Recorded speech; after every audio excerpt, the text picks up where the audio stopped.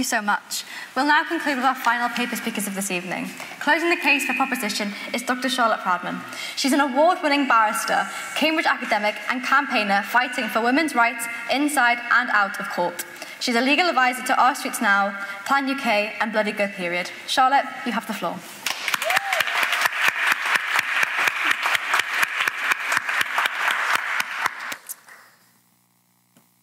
My argument for the proposition that this House believes the internet has ruined sex stems from my experience as a barrister and feminist fighting against rape culture and violence against women and girls.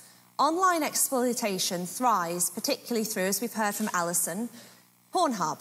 42 billion people, well, of course not people, but 42 billion reported visits within previous years. That's more views than there are people on the planet.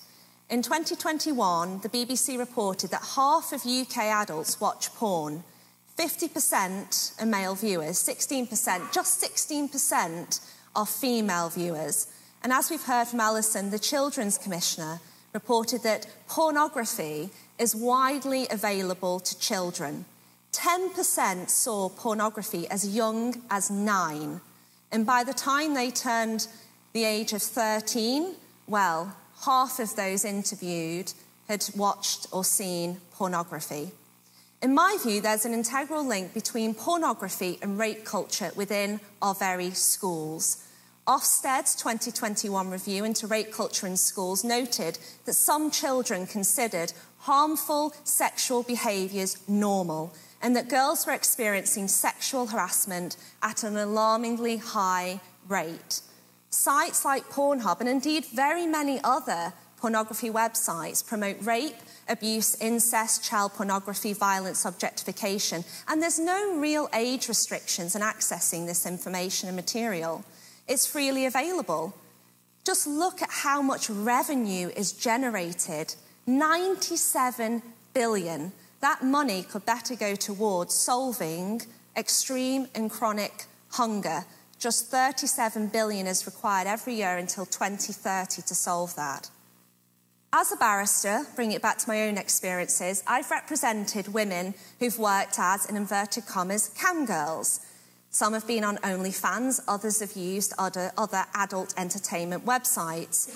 And I've seen the way in which their ex-partners have used this as an exploitative tool, describing some of the women as sex workers, something that they themselves have rejected, seeing the term as a way to legitimise their exploitation, sometimes by ex-partners who financially gain from them and rape from them as a result of selling their bodies. Many have consequently suffered PTSD from that sexual exploitation online.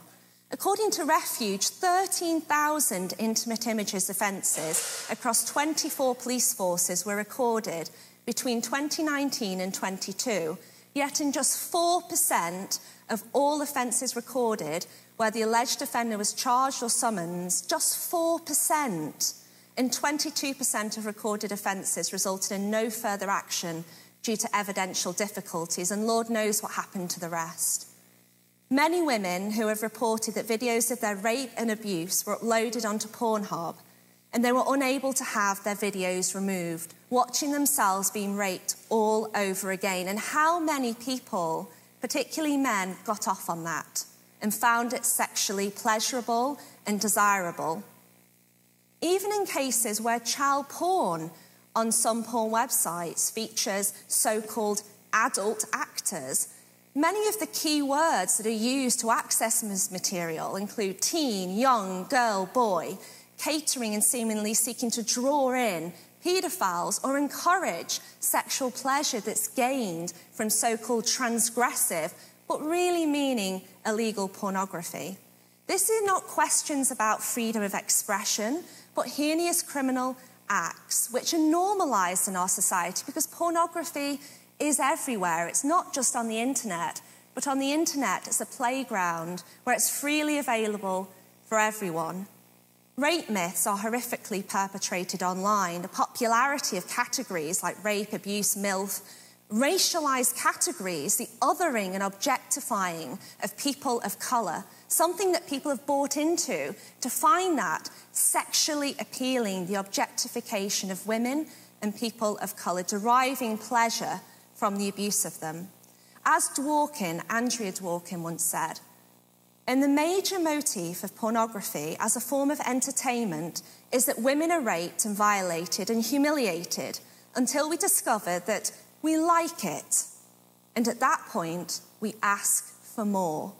And many of those who've spoken on the floor have spoken about how the pornography becomes a disease in the mind, how we become attracted to it, how we want more, how it's something that we then enjoy. And that's exactly what Andrea Dworkin was speaking about when she wrote, "Pornography is a civil rights issue for women." We intuitively consume this, we reproduce it, we reenact it in the bedroom with or without the other person's consent.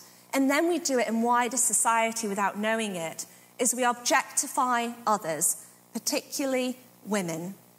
Other forms of extreme porn can similarly present the harming of women as desirable for men, where men are depicted as aggressors, dominant, and yet women are depicted in submissive roles that reinforce heteronormative values of female passivity, male dominance, key components of rape culture that's reinforced in the internet.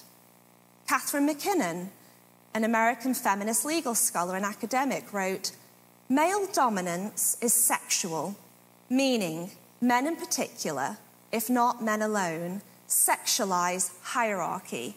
Gender is just one. As much a sexual theory of gender as a gender theory of sex, this is the theory of sexuality that has grown out of consciousness raising in the women's movement."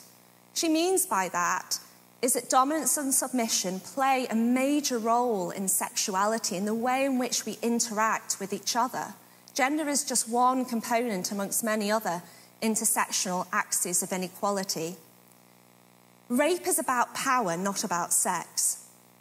But when pornography portrays scenes of women dominated, often showing scenes of men sexually assaulting them while ignoring, "Please stop," while they're torn, attempts to get away, attempts to leave, to escape, and yet we see the same kind of notions played out when women are trapped in domestic abusive rape relationships. Why didn't you just leave? And then we see the same types of, why didn't you just leave in pornography? Because she was depicted as enjoying it. She wanted it. And then we see that reinforced in sex, in the bedroom, in relationships, and in wider society. It's not pleasurable because it provides power and pain over women. Power and dominance are key factors in the prevalence of sexual exploitation, yes, but child pornography, evidenced in part by the extreme power imbalance between children and adults. But the line becomes blurred on the internet, and that is why it has ruined sex. It's important to note that when we're thinking about pornography, body image is also a key component of that. What I mean by that is the way in which women and some men often self-surveil themselves. They look at the way their own body looks, and we see these perfect ideals of femininity, masculinity, even alpha masculinity in pornography, and compare their own body image to what they see on the screen, which is far from, of course, how most people present in wider society. It's harmful presentation of body, and people are subjected to a higher degree of scrutiny and pressure to conform to these idealized standards. My personal experience in court has laid bare the deep harm these forms of unethical pornography wreak on victims. Revenge porn in particular, another aspect that we've seen by way of the growth of the internet, strips women of their dignity, violating their privacy and turning their most intimate moments into tools of humiliation and control. Extreme porn, yes, is bad. I'm sure we can all agree with that. by the way in which it normalises and perpetuates violence. But I'm not talking about extreme porn. This is mainstream pornography, the examples that I'm giving. We need to challenge dangerous misconceptions about gendered roles, and we need to challenge dangerous misconceptions about racialised norms, and certainly how that then translates into wider society in the way in which we relate with each other. For those reasons, I argue that the internet has ruined sex, and I hope that you all agree.